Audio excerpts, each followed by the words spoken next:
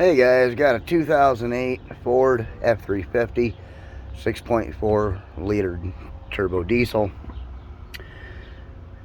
Had to do a heater inlet line replacement. So the first thing you got to do is you have to remove fan shroud, air cleaner, the cooler tube. Got to get that loose. Then you have to take off your throttle body right here, and you have to get your fan shroud here loose. Take this fan shroud bolt right here, take that completely out. It's a pain in the ass, not gonna lie. Down here there's 3 bolts. There's one down there and there's 2 over here. You need to take those 2 studs completely out, and that one. And if you're lucky, you should be able to turn that down, take the idler pulley off. That will give you room right in here to get the old pipe out. I ended up breaking the old pipe. It was plastic. I put in a new metal pipe, which you're gonna need all the room you can. Then you got to come over, you have to take off your oil fill right here. There's 4 bolts.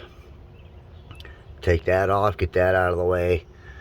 Your electrical harness, you have to get it to where it can move. Take these 2 plugs off.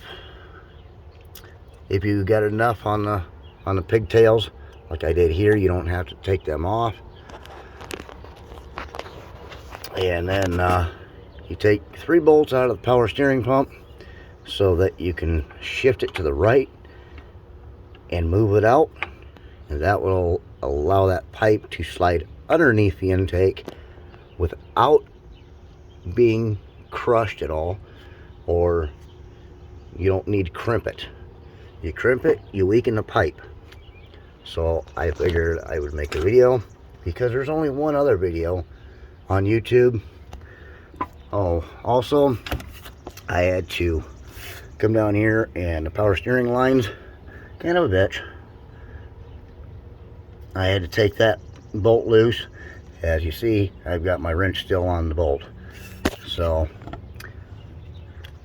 but now I've got the new pipe in, all bolted in, right down here, way down here, all the way to the back, and on up. And I've got it all crimped on. And now I'm ready to put this thing back together. You just go in reverse order. So I hope you guys enjoy this. I hope you guys get a lot of help from this. There's other things I had to do to this truck. The big thing with shifting is if you watch your transmission temp gauge. Okay, I can't get in a truck because it's locked.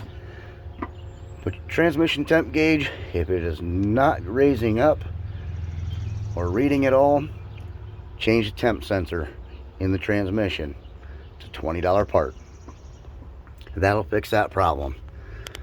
The next issue is right underneath the power steering hose here. Now, some guys have EGR delete, some do not. This is already done, so it made it real easy. Without the EGR delete, you have a radiator here, or a cooler, that you have to take out. But just underneath this power steering hose here, this is a low pressure hose, is the coolant temp sensor. If your coolant temp indicator light comes on, your air conditioning doesn't work, replace that.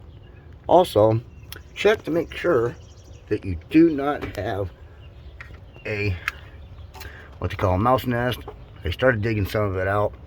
There's some right down there yet that I'll probably get out. There's a better picture of it.